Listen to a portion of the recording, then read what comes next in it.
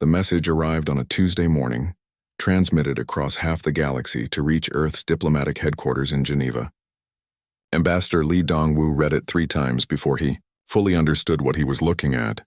The Galactic Council was inviting humanity to mediate peace talks. Dongwu set down his coffee and stared out the window at the Swiss mountains. In his 20 years as Earth's chief diplomat, he had seen humanity slowly earn respect among the stars. They were known as honest traders, reliable partners, and peaceful explorers. But mediators in a galactic war? That was new. The conflict had been building for months. The Vex Empire, with their insect-like appearance and hive-mind thinking, controlled the galaxy's northern spiral arm. They were efficient, logical, and completely ruthless when it came to expanding their territory. The Quilon Federation held the resource-rich southern regions. Their crystalline bodies could live for thousands of years, and they had built the galaxy's most powerful economy. What started as trade disputes had grown into something much worse. Vex ships were accidentally entering Quilon space. Quilon merchants were charging impossible prices for materials the Vex needed. Border worlds lived in fear, knowing that full war could break out at any moment. Dr. Kim Soo-jin knocked on Dongwu's office door. The xenobiologist had worked with more alien species than anyone else on Earth. Her knowledge of galactic cultures made her invaluable for diplomatic missions. "You've seen the message?" she asked, settling into the chair across from his desk. "I have. What do you think?" Soo-jin pulled up a holographic display showing the major galactic powers. "The Council is desperate. The Zephyrians don't want to choose sides because they have trade agreements with both the Vex and Quilon. The Ethereals claim they're above such conflicts, but everyone knows they profit from chaos. None of the major powers can mediate because they all have something to gain from the outcome, so they turn to us. We're seen as harmless," Soo-jin said with a slight smile.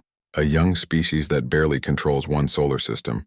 We don't have the military power to threaten anyone, and we're not important enough to have hidden agendas." Dongwu nodded. It was true as far as most of the galaxy knew. Humanity had been part of galactic civilization for only 200 years. Their exploration ships were small and peaceful. Their trade vessels carried useful goods but nothing strategic. Their military consisted of a few patrol boats and defense platforms around Earth. At least, that's what everyone believed. Captain Park Ji-ho arrived an hour later. The commander of the UES Seoul was a quiet man with sharp eyes and the bearing of someone who had seen real combat. His ship was officially listed as a diplomatic escort vessel, lightly armed and designed for long-range missions. "The Council wants the talks held at Harmony Point," Dongwu explained as they reviewed the details. "Neutral territory, good security, and far enough from any major system that no one can claim home field advantage." Ji-ho studied the star charts. "How long do we have to prepare?" 2 weeks. All the major delegations will be there. And they expect us to somehow make peace between species that have been building toward war for decades? Soo-jin leaned forward. "That's exactly what they expect. The Council believes humanity's natural pacifism makes us ideal for this role. They think we're naive enough to actually try, and unimportant enough that neither side will feel insulted by our suggestions." Ji-ho was quiet for a long moment. "Are we going to accept?" Dongwu had been asking himself the same question all morning. Earth's government wanted humanity to play a larger role in galactic affairs, but this was dangerous. If the talks failed, both sides might blame the mediators. If war broke out anyway, Earth could find itself targeted by whoever felt betrayed. But there was another consideration, one that only a few people on Earth knew about. "Yes," Dongwu said finally. "We'll accept, but we're not going alone." 3 days later, the Seoul departed Earth orbit with a diplomatic team of 12 humans.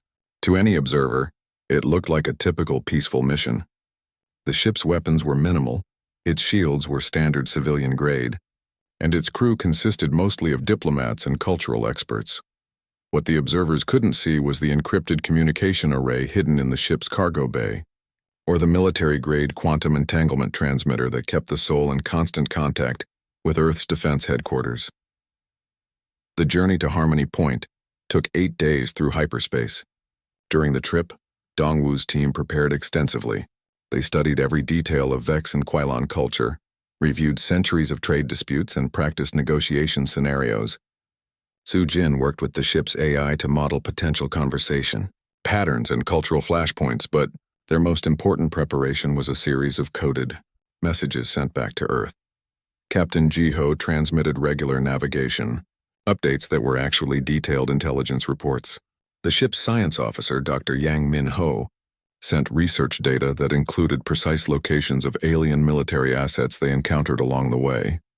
Everything was being recorded, analyzed, and added to a database that had been growing for decades. Harmony Point was an impressive sight. The space station orbited a dead star in what had once been the Kepler system.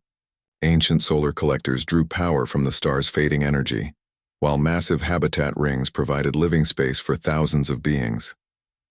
The station had been built specifically for diplomatic meetings, with separate sections designed for different atmospheric and gravity requirements. As the Sol approached the docking port, they could see other ships already in orbit. The sleek black vessels of the Vex Empire hung in perfect formation, their hull designs based on insect carapaces. The Kelon Federation had sent crystalline ships that seemed to grow rather than being built, their faceted surfaces catching and reflecting the dim starlight. Larger ships represented the other major powers. The Zephyrians had brought their elegant bird-like cruisers, while the Ethereals traveled in vessels that seemed to be made of pure energy, barely contained by force fields. Quite a gathering. Jiho observed as they watched the docking procedures.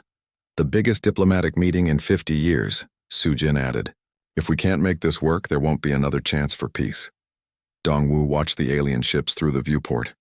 Each one represented centuries of civilization, advanced technology, and military power that dwarfed anything humanity was supposed to possess.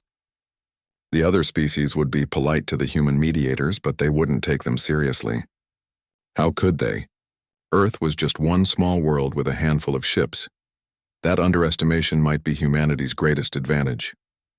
As the Sol completed docking procedures, Dongwu received a final message from Earth. It was brief and coded, but the meaning was clear. Everything is ready. Proceed with the mission. The ambassador gathered his team and prepared to step into the most important diplomatic crisis in galactic history. None of the alien species knew it yet, but humanity hadn't come to these talks empty-handed. They had come prepared for every possible outcome, including the one nobody wanted to consider. The peace talks were about to begin, and the galaxy had no idea what was really at stake. The main conference hall of Harmony Point was designed to impress. The circular chamber stretched 300 meters across, with viewing galleries that could hold representatives from dozens of species. Holographic displays showed real-time star charts, trade routes, and diplomatic communications. The air recycling systems worked overtime to accommodate the different atmospheric needs of each delegation. Ambassador Li Dongwu stood at the central podium, looking out at the assembled representatives. It was the largest gathering of galactic powers in decades, and the tension in the room was thick enough to cut with a knife. To his left sat the Vex delegation. Hive Speaker Zach represented the Empire. His compound eyes reflecting the chamber's lights in hundreds of tiny points, the Vex moved with mechanical precision, their chitinous bodies perfectly coordinated. When one turned its head, the others followed the motion exactly. It was unsettling to watch, but Dongwu had prepared for this. The Quelon representatives occupied the right side of the chamber. Trade Prime Shimmerwing was their lead negotiator, her crystalline body catching and refracting light into rainbow patterns. The Quelon lived for thousands of years, which made them patient negotiators, but also meant they held grudges for centuries. Every slight, every broken contract, every unfair trade deal was remembered with perfect clarity. Behind them sat the other major powers. Warsinger Stormcrest represented the Zephyrian military, his feathered crest rising and falling with his emotions. The proud avian species valued honor above all else, which made them reliable allies but dangerous enemies. They had fought alongside both the Vex and Quelon in past conflicts, and their choice of sides could determine the war's outcome. The ethereal delegation was harder to define. Observer Void Whisper appeared as a shifting column of energy, contained within a vaguely humanoid force field. The ancient beings claimed to be above physical conflicts, but everyone knew they manipulated galactic politics for their own mysterious purposes. Dr. Kim Soo-jin sat in the human observation section, taking notes on every gesture and expression. Her expertise in xenobiology, helped the delegation understand the subtle communications happening beneath the formal speeches. A slight change in Zach's mandible position indicated growing irritation. The way Shimmerwing's crystal facets aligned showed she was calculating something. Stormcrest's feather patterns revealed his military mind was already planning battle formations. The current trade dispute centers on mining rights in the neutral zone, Dongwu began, calling up a holographic star chart. Both sides claim historical precedent, but the documentation shows conflicting agreements dating back 3 centuries. Zach's translator device buzzed to life. The Vex Empire's claim is clear and logical. Efficiency demands that mineral extraction be handled by those most capable of maximizing output. Shimmerwing's voice rang like crystal chimes. The Kelon Federation has maintained peaceful trading relationships in those systems for millennia. Our economic investments created the infrastructure that makes mining possible. It was the same argument they had been having for months, but now it was dressed up in diplomatic language. Dongwu had studied the files extensively. The truth was that both sides had legitimate claims, and both sides had been deliberately provoking the other to justify military action. Meanwhile, hundreds of light years away, Admiral Cho Hyun-sik monitored the talks from his command center. The hidden facility was built into an asteroid in an unnamed system, far from any shipping lanes or exploration routes. Around him, thousands of officers tracked every detail of the galaxy's military movements. Vex 3rd Fleet has moved to staging positions near the Altair cluster, reported. Intelligence Officer Yoon Hana, Kelon merchant convoys are taking longer routes to avoid Vex patrols. Both sides are positioning for rapid deployment. Cho studied the tactical displays. The Vex preferred overwhelming force applied quickly and precisely. Their hive-mind coordination allowed for complex battle plans executed with perfect timing. The Quelon fought differently, using their economic power to hire mercenaries and proxy forces. They would turn the conflict into a war of attrition, bleeding their enemies slowly while protecting their own core territories. What about the other powers? Cho asked. Zephyrian exploration fleets are returning to home systems, reported another officer. They're recalling civilian ships and reinforcing border defenses. The ethereals have gone completely silent. No communications, no movement, nothing. Engineer Yang Min-ho looked up from his technical displays. All our assets are in position, Admiral. The moment we get the signal, we can move. Cho nodded but kept his expression neutral. Operation Aegis had taken decades to plan and implement. Every detail had been carefully considered, every contingency planned for. But success would depend on perfect timing, and most importantly, on maintaining the element of surprise. Back at Harmony Point, the second day of talks was going badly.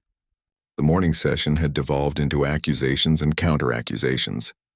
The Vex claimed the Kelon were using their economic power to strangle Vex expansion.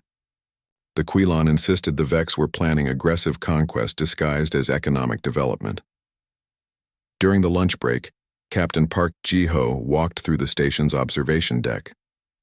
The Sol was docked alongside ships representing the galaxy's most powerful military forces. To any casual observer, the human vessel looked pathetically small and weak. That was exactly the impression they wanted to create. Ji-ho's earpiece buzzed with an encrypted message from Earth. Package delivery confirmed. All items accounted for and ready for distribution. He smiled slightly. The package wasn't cargo and the items weren't trade goods. But everything was proceeding according to plan. The afternoon session brought new problems. A Vex patrol had intercepted a Kelon mining survey in the disputed territory. No shots were fired, but the survey team was forced to leave. Shimmerwing's crystals flared with anger as she described the incident. This is exactly the kind of aggressive behavior that makes peaceful coexistence impossible, she declared. The Vex cannot simply declare ancient trade routes off limits because they desire the resources. Zach's response was coldly logical. The survey team was operating without proper authorization in territory claimed by the Empire. They were given the opportunity to withdraw peacefully. The Vex do not understand why this is controversial. Dongwu tried to find middle ground. Perhaps we could establish a joint commission to review territorial claims and create a fair arbitration process. Both sides rejected the idea immediately. The Vex saw it as inefficient bureaucracy. The Quelon viewed it as legitimizing Vex expansion. Warsinger Stormcrest remained silent, but his feathers indicated he was calculating which side offered the better alliance. That evening, the human delegation met in their quarters aboard the Soul. The ship's secure conference room was swept for listening devices every hour, and its quantum-encrypted communications could not be intercepted by any known technology. "They don't want peace," Sujin said flatly. "Both sides are looking for a reason to start fighting, not a way to avoid it. The Vex think they can win quickly," Jiho observed. "Their military doctrine is based on rapid expansion and consolidation. They believe the Keelan are too soft to fight a real war. The Keelan are counting on their economic advantages," Dongwu added. "They think they can hire enough mercenaries and proxy forces to bog the Vex down in expensive campaigns." Sujin pulled up psychological profiles of the alien leaders. "Zack genuinely believes conquest is the natural order. To the Vex, taking territory is like breathing. Shimmerwing sees this as a threat to thousands of years of carefully built economic relationships. Neither side can back down without losing face. And the others? Stormcrest will choose based on honor debts and military advantage. The Zephyrians respect strength above all else. Void Whisper is manipulating everyone, probably trying to create enough chaos to advance some ethereal agenda we can't even understand." Dongwu looked at the tactical displays showing alien fleet movements. "How much time do we have?" "Maybe 3 days," Jiho said. "After that, someone will do something stupid and we'll have a galactic war on our hands." The ambassador nodded. "Then we better hope our backup plan works." Outside the Soul, alien ships continued their careful dance of diplomatic necessity and military preparation. None of them suspected that the small human vessel was in constant communication with the largest fleet ever assembled in galactic history. None of them knew that humanity had spent 2 centuries preparing for exactly this moment. The peace talks would continue for a few more days, but everyone could feel the storm approaching. The only question was whether humanity would be ready when it finally broke. The emergency session was called at 400 station time. Ambassador Lee Dongwu had been awakened by urgent messages flooding the communication channels. Something had gone wrong, badly wrong, and the fragile peace talks were about to shatter completely. The conference hall buzzed with angry voices as delegates hurried to their positions. The holographic displays showed breaking news feeds from across the galaxy. Dr. Kim Soo-jin rushed to catch up with Dongwu as they entered the chamber. "What happened?" he asked, still reviewing the preliminary reports on his tablet. "A Vex border patrol attacked the Quilon mining colony at Kepler 442, Soo-jin replied grimly. 300 civilians dead, the entire facility destroyed. The Vex are claiming it was a military target hiding weapons." Dongwu's heart sank. Kepler 442 was a small asteroid mining operation, barely profitable and staffed mostly by families who had been working the site for generations. If the Vex had really attacked civilians, there would be no stopping the war. Hive Speaker Zack was already at his position, surrounded by his delegation. The Vex showed no emotion, but their precise movements indicated they were in full military coordination mode. Every gesture was calculated. Every word would be carefully chosen for maximum effect. Trade Prime Shimmerwing arrived moments later, her crystalline body flickering with colors that Soo-jin recognized as extreme anger and grief. The Keelan delegation moved with the careful control of beings, trying not to let their emotions overwhelm their judgment. "The Galactic Council demands an immediate explanation," Dongwu began, calling the session to order. 300 civilian deaths cannot be ignored or dismissed," Zack's translator buzzed with mechanical precision. "The Vex Empire conducted a legitimate military operation against a Quilon weapons manufacturing facility. Intelligence indicated the site was producing military-grade mining explosives for use against Vex shipping. The operation was conducted according to established rules of engagement." The chamber erupted. Shimmerwing's voice rang like breaking crystal. "Kepler 442 was a civilian mining colony. Families lived there. Children went to school there. The only weapons were standard mining charges used for asteroid processing." Warsinger Stormcrest's feathers bristled with agitation. The Zephyrian military leader had remained neutral throughout the talks, but civilian casualties violated every principle of honorable warfare his species held sacred. The Vex definition of legitimate military target appears to include anyone who opposes their expansion, Stormcrest declared. "This is not warfare. This is slaughter. Observer Void Whisper remained silent, but the energy patterns around the ethereal delegation shifted in ways that made everyone in the chamber uncomfortable. Ancient beings who had witnessed the rise and fall of countless civilizations, the ethereals rarely showed strong emotions. When they did, it usually meant something terrible was about to happen. The Quelon Federation demands immediate reparations and the trial of those responsible for this war crime, Shimmerwing announced. Furthermore, we are implementing a complete economic embargo against all Vex territories. No Quelon corporation will trade with the Empire until justice is served. Zack's compound eyes reflected the chamber's lights as he processed this information. The Vex Empire rejects these demands. The Quelon Federation's economic warfare will be met with appropriate military responses. Vex efficiency cannot be strangled by Quelon greed. Dongwu tried desperately to find some middle ground. Perhaps an independent investigation could determine the exact nature of the facility's operations. The Galactic Court of Justice could review the evidence and...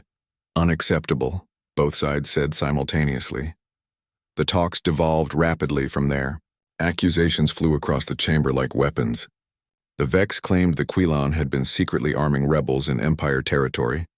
The Quelon produced evidence of Vex ships conducting illegal surveys in Federation space. Each side presented intelligence reports that contradicted the other's version of events. But the real crisis came when the news feeds updated with fresh information. While the delegates had been arguing, the Quelon Federation had retaliated. A squadron of their hired mercenaries had attacked a Vex supply convoy near the border. No civilians were killed, but 12 Vex cargo ships were destroyed along with their military escorts. Zack stood slowly, his mechanical movements drawing every eye in the chamber. The Quelon Federation has committed an act of war against the Vex Empire. Further diplomatic discussion is inefficient and unnecessary. You started this by murdering innocent families. Shimmerwing's crystalline form blazed with angry light. The Federation will not submit to Vex expansion through terror. The chamber fell silent as Warsinger Stormcrest rose from his position. The Zephyrian's decision would determine whether this became a two-sided conflict or a galactic war. His species controlled key strategic systems and had defense agreements with multiple powers. The Zephyrian Confederation has reviewed the evidence, Stormcrest announced formally. The attack on Kepler 442 violated the Galactic Accords on Civilian Protection. The Zephyrian military will honor our defense agreements with the Quelon Federation. Zack's mandibles clicked in what might have been Vex laughter. The Zephyrian military is adequate but irrelevant. Vex efficiency will overcome any alliance of inferior species. That was the moment everything fell apart. Stormcrest's feathers flared into full battle display. Inferior species? The Vex hive mind has made them arrogant beyond reason. They will learn the price of dishonoring warrior cultures. Observer Void Whisper finally spoke, the ethereal's voice echoing strangely in the chamber. Ancient agreements require action. The patterns have been disrupted. The ethereal collective will restore balance. Sujin grabbed Dongwu's arm. They're talking about the ethereal protection protocols, she whispered urgently. If they activate those, they'll use their energy manipulation to destabilize entire star systems. They did it during the last war 3,000 years ago. Dongwu stood at the central podium, watching 2 centuries of galactic peace collapse in real time. The delegates were no longer listening to each other. They were calculating fleet positions, supply lines, and alliance structures. The peace talks had become a war council. Please, he said, raising his voice above the chaos. Consider what you're about to unleash. A galactic war will devastate billions of innocent lives. Surely there must be some way to step back from this precipice. For a moment, the chamber fell quiet. Then Zack's translator buzzed with what sounded almost like amusement. The human mediators demonstrate their species' naive optimism. Perhaps Earth should consider the wisdom of remaining neutral in conflicts beyond their understanding. Shimmerwing's crystalline laughter was like wind chimes in a storm. Humanity's contribution to galactic civilization has been minimal at best. Earth controls one small system and possesses no significant military assets. Their role in these matters is decorative. Stormcrest nodded agreement. The humans are honorable in their intentions, but war is beyond their capabilities. They should return to their peaceful trading and leave galaxy-wide conflicts to species with the power to influence outcomes. Even Void Whisper seemed to dismiss humanity's importance. Young species always believe. Words can stop. The tide of history, the ethereals. have seen countless civilizations. Learn this lesson. Dongwu felt something cold settle in his stomach. It wasn't just that the talks had failed. It was the casual dismissal, the complete certainty that humanity was irrelevant to galactic affairs. The alien powers weren't just rejecting his mediation, they were rejecting the very idea that Earth had any right to an opinion. He looked around the chamber at species that controlled hundreds of worlds, commanded vast fleets and wielded technologies that could reshape entire systems. To them, humanity was barely worth acknowledging. They had invited Earth to mediate because they needed a neutral party, not because they respected human capabilities. That was about to change. Captain Park Ji-ho received the coded transmission at exactly 1347 station time. The message was brief. Diplomatic solution has failed. Implement Aegis Protocol. Authorization code. Thunder Dawn. He acknowledged the message and began entering commands into the Soul's communication array. Within minutes, quantum-encrypted signals were racing across the galaxy at faster-than-light speeds. Hidden receivers in a dozen star systems began broadcasting activation codes to assets that had been waiting in silence for decades. Operation Aegis was about to begin. In the conference chamber, the final collapse was happening with devastating speed. The Vex delegation announced they were returning to Empire space to begin military operations. The Quilon representatives declared a state of war and began coordinating with their Zephyrian allies. The ethereals simply vanished, teleporting away in flashes of contained energy. Within 6 hours, the largest diplomatic gathering in 50 years had dissolved into the prelude to galactic war. The alien powers departed Harmony Point with their fleets already moving toward strategic positions. None of them noticed that the small human vessel remained in orbit, its communication array working at maximum capacity. None of them suspected that Earth's decorative role in galactic affairs was about to become very, very different. The peace talks were over. Captain Park Ji-ho stood on the bridge of the UES Seoul, watching the alien fleets prepare to depart Harmony Point. The massive Vex dreadnoughts moved with mechanical precision, their dark hulls bristling with weapons that could level cities. The Quilon ships glittered like jewels as they formed protective formations around their command vessels. Zephyrian cruisers swooped through space with the grace of hunting birds, while ethereal vessels simply faded from normal space like ghosts. It was an impressive display of galactic military power. In 12 hours, these fleets would be positioned to begin the largest war in centuries. Billions of lives would be lost in the fighting. Entire worlds would be devastated unless humanity intervened. "Communications, patch me through to Admiral Cho," Ji-ho ordered. The bridge crew moved with quiet efficiency. Unlike the alien vessels around them, the Soul's bridge was designed for human needs. The crew worked as individuals, making decisions and adapting to changing situations in ways that the hive-minded Vex couldn't match. It was a difference that would prove crucial in the coming hours. The holographic display showed Admiral Cho Hyun-sik in his command center, surrounded by tactical displays and status reports. Behind him, dozens of officers monitored the final preparations for Operation Aegis. "Captain," Cho acknowledged. "Status report. The talks have collapsed completely, sir. All alien delegations are departing for their home territories. Estimated time to first military engagement is 14 hours. Then it's time. Signal all fleet commanders. Operation Aegis is authorized. Begin Phase 1 deployment." Ji-ho felt a moment of anticipation mixed with apprehension. Humanity was about to reveal its greatest secret to a galaxy that had dismissed them as harmless traitors and naive diplomats. The reaction would be dramatic. "Understood, Admiral. Initiating Phase 1. The Soul's communication array powered up to full capacity. Quantum-encrypted signals raced across the galaxy at speeds that violated several known laws of physics. Hidden relay stations came online, broadcasting activation codes to assets that had remained dormant for decades. In the Kepler Nebula, 300 light-years from any inhabited system, automated beacons began transmitting coordinates. Emergency seals opened on massive structures that had been disguised as natural phenomena. What had appeared to be unusually dense asteroid fields suddenly revealed themselves to be carefully camouflaged shipyards. Dr. Yang Min-ho monitored the activation sequence from his engineering station. "Phase 1 deployment shows all green, Captain. Estimated arrival time, 47 minutes. What about the stealth network?" "Operating perfectly. The alien sensors still can't detect our quantum masking technology. Jiho nodded. Humanity's greatest advantage had always been underestimation. While the galaxy's major powers had spent centuries building obvious displays of military might, Earth had focused on technologies that couldn't be easily detected or understood. Quantum masking made human ships nearly invisible to conventional sensors. Faster-than-light communication allowed perfect coordination across galactic distances. And the manufacturing techniques developed in hidden asteroid facilities could produce ships faster than anyone thought possible. Ambassador Lee Dongwoo watched the alien departures from the observation deck. Dr. Kim, Sujin stood beside him, both of them knowing that their diplomatic mission had been cover for something much larger. Do you think they'll understand? Sujin asked quietly. They'll understand that they miscalculated, Dongwoo replied. Whether they understand why we did this, that will depend on what happens next. The first signs appeared on the Sol's long-range sensors exactly 43 minutes after activation.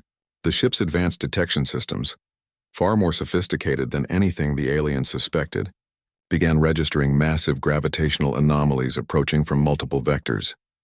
Captain, reported Lieutenant Beck So-young from the sensor station, we're detecting hyperspace emergence signatures, multiple contacts bearing 047 Mark 18 and, sir, there are a lot of them. Define a lot, Lieutenant. Beck's voice was carefully controlled. Initial count shows over 15,000 vessels, sir. They're still emerging from hyperspace. The alien ships around Harmony Point began reacting to the sensor readings. The Vex fleet, still in the process of organizing for departure, suddenly shifted into defensive formations. Kelon vessels powered up their shields and began broadcasting emergency signals. The few remaining Zephyrian ships spread their wings in battle configuration. None of them were prepared for what came next. The first wave consisted of human destroyer squadrons, sleek vessels that dwarfed anything in Earth's officially known fleet. They emerged from hyperspace in perfect formation, their hulls gleaming with advanced armor that seemed to absorb sensor beams. The destroyers alone outnumbered the entire Vex battle group, but they were just the beginning. Heavy cruisers followed, massive ships that looked like floating cities. Their weapon systems were unlike anything in the galactic databases. Instead of conventional energy weapons or missile systems, they mounted devices that seemed to bend space itself around their targets. Then came the battleships. Each one was larger than the biggest Vex dreadnought, their hulls covered in armor that seemed to shift and flow like liquid metal. The alien observers counted 50 battleships in the first group, then 100, then lost count as more kept emerging from hyperspace. The carrier groups appeared next, each one protecting dozens of smaller vessels that swarmed around them like angry insects. But these weren't crewed attack craft. They were fully armed patrol ships, each one capable of taking on a Kelon frigate in single combat, and still they kept coming. Admiral Cho's voice echoed across all frequencies as the human defense fleet took position around Harmony Point. This is Admiral Cho Hyun-sik of the Human Defense Fleet. Vessels are ordered to maintain current positions and power down weapon systems. Any aggressive action will be met with immediate response. The alien fleets found themselves surrounded by a force that outnumbered them 50-1. Ships that had seemed impressive moments before now looked like toys in comparison to the massive human vessels. The Vex dreadnoughts, designed to intimidate through size and firepower, were dwarfed by human battleships that seemed to have been built on a completely different scale. Hive speaker Zach's voice crackled over the communication channels. This is impossible. Earth possesses no significant military assets. Our intelligence networks have monitored human space for 2 centuries. Trade Prime Shimmerwing's crystalline voice rang with shock and calculation. The economic data shows no indication of military production on this scale. The resource requirements alone should have been detectable. Warsinger Stormcrest's feathers displayed patterns of confusion and respect. The humans have demonstrated superior strategic thinking. This level of preparation indicates long-term planning beyond our estimates. Admiral Cho's response was broadcast to every vessel in the system. You are correct that this force was not detected by your intelligence networks. Earth has spent 200 years preparing for this moment.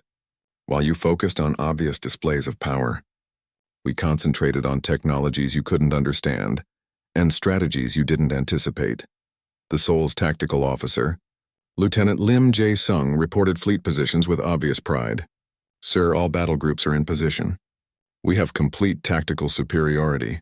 The alien fleets are effectively neutralized. But the real shock came when the support fleets arrived.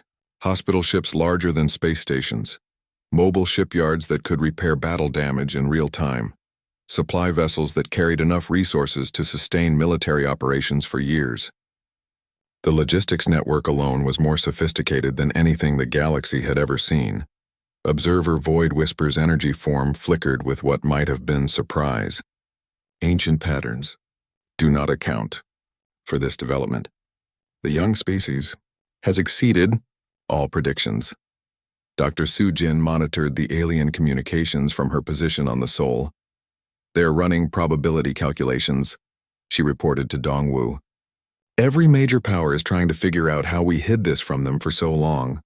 What are they concluding? That they fundamentally misunderstood human capabilities. The Vex are recalculating their invasion plans. The Quilon are reassessing every trade agreement they've ever made with us. The Zephyrians are wondering if they've been dishonoring worthy opponents. And the Ethereals. The Ethereals are scared, it was true. For the first time in millennia, the ancient ethereal collective was faced with a force they hadn't anticipated or prepared for. Their manipulation of galactic politics had been based on the assumption that they understood all the major players. Humanity had just proven that assumption catastrophically wrong. Ambassador Dongwu activated his personal communication system and broadcast on all channels. Representatives of the Galactic Council, this is Ambassador Li Dongwu of Earth. We came to these peace talks hoping to prevent a galactic war through diplomacy. We prepared for the possibility that diplomacy would fail. He paused, letting the implication sink in. Around Harmony Point, hundreds of thousands of human vessels maintained perfect formation, their very presence reshaping the balance of galactic power. Earth's position is simple. The news spread across the galaxy at the speed of quantum communication. Within hours, every major world, every space station, every remote colony had received the same impossible message. Humanity had revealed the largest military fleet in galactic history. On the Vex homeworld of Karak Prime, the Emperor's strategic council worked frantically to understand what had happened. Their hive mind efficiency allowed for rapid information processing, but the data simply didn't make sense. How had a species controlling one solar system built hundreds of thousands of warships without being detected? War Coordinator Nam Teho monitored the galactic reaction from his command post aboard the massive battleship UES Harmony. The irony of the name wasn't lost on him. The ship had been built specifically to enforce peace through overwhelming firepower. Vex fleets are holding position at their borders, reported his aide, Lieutenant Song Mi-young. They've recalled all exploration vessels and are conducting emergency strategic assessments. What about the Quilon? Similar reaction. They're reviewing every trade agreement, every resource exchange, every technological transfer they've made with human corporations over the past century. They're realizing that we've been gathering intelligence while appearing to be simple merchants. Nam nodded grimly. It was true. Earth's seemingly innocent trade missions had been carefully planned intelligence operations. Human merchants had mapped every major shipyard, cataloged every military installation, and identified every strategic weakness in galactic defenses. The galaxy's major powers had welcomed human traders because they seemed harmless and profitable. They had no idea they were providing reconnaissance for the largest military buildup in history. Cultural analyst Shin Wan-jae pulled up psychological profiles of the alien leadership. The Zephyrians are experiencing something close to cultural shock. Their entire worldview is based on honor in combat and respect for superior warriors. They've just discovered that a species they considered beneath notice has been preparing for war longer than their oldest veterans have been alive. And the Ethereals? Complete communication blackout. For the first time in recorded history, the ethereal collective has gone silent. No diplomatic contacts, no energy manipulations, no interference in galactic politics. They're either planning something massive or they're genuinely afraid. Back on the Sol, Ambassador Dongwu was receiving communications from across the galaxy. Planetary governors wanted to know if Earth planned to invade their worlds. Corporate leaders were frantically trying to determine if their trade agreements were actually military intelligence operations. Military commanders were running worst-case scenario analyses of human capabilities. The most telling responses came from the smaller species that had always lived in fear of the galactic powers. The Centauri Federation sent a message of cautious support. The Andorian Republic requested a defense treaty. Even the isolationist Procyon Alliance had opened communication channels for the first time in decades. Dr. Kim Soo-jin analyzed the data streams. They're all asking the same question: what do we want? The major powers are trying to figure out if we're planning conquest. The minor species are hoping we might protect them from the major powers. And what is our answer? Before Soo-jin could respond, Admiral Cho's image appeared on the main display. Behind him, the command center buzzed with activity as thousands of officers coordinated the most complex military operation in galactic history. Ambassador, we're receiving formal communications from all the major powers. They want to resume negotiations. Dongwu wasn't surprised. An hour ago, the alien delegations had dismissed humanity as irrelevant to galactic affairs. Now they were eager to talk. What are they offering?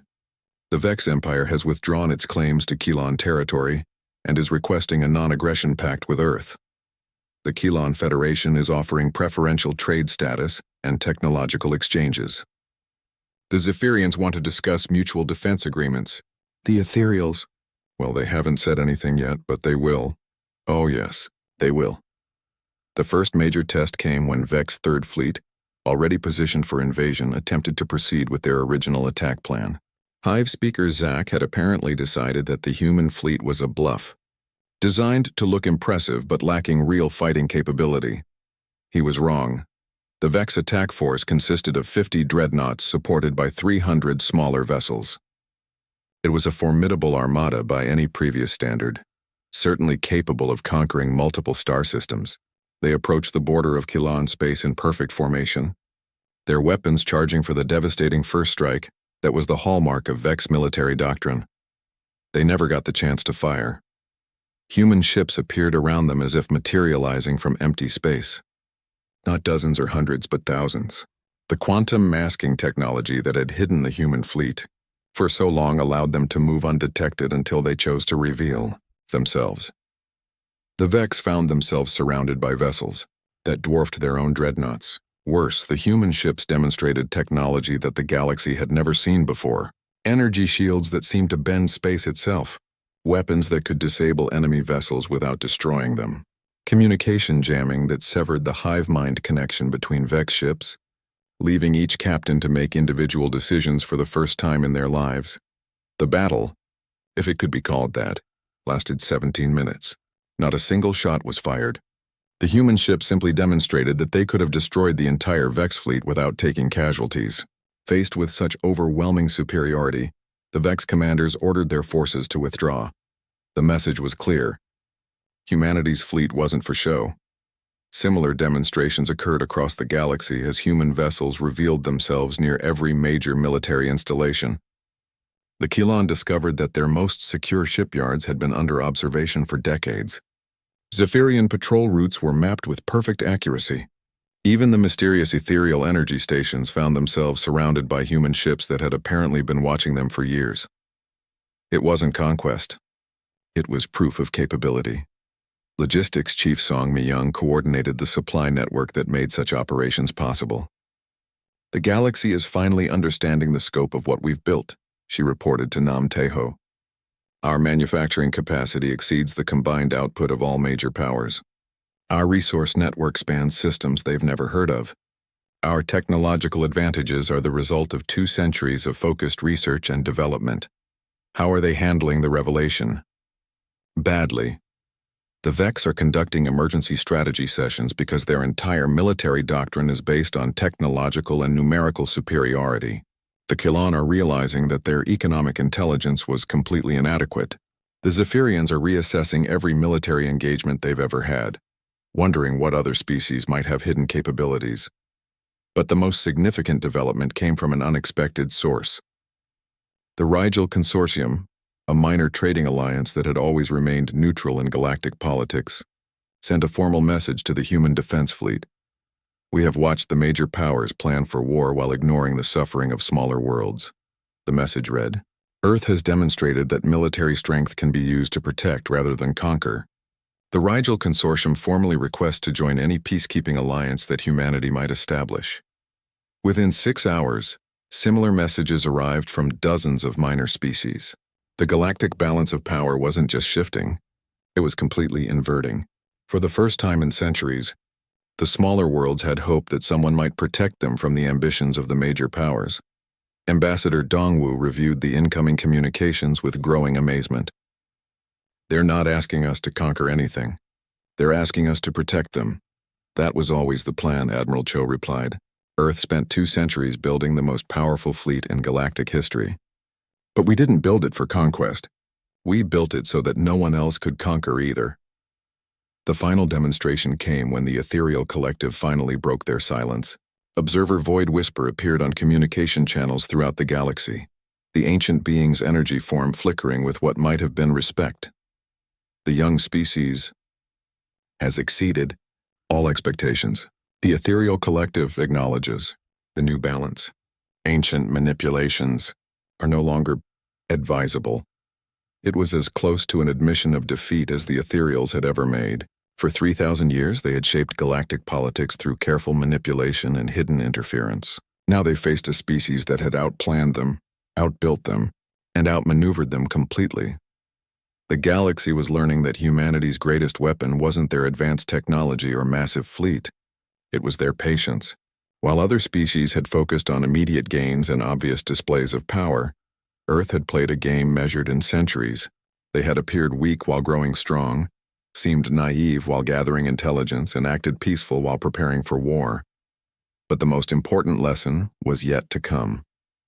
As human ships took position throughout the galaxy, they didn't claim territory or demand tribute. Instead, they did something unprecedented in galactic history. They offered protection to anyone who wanted it, regardless of species, economic status, or political alignment.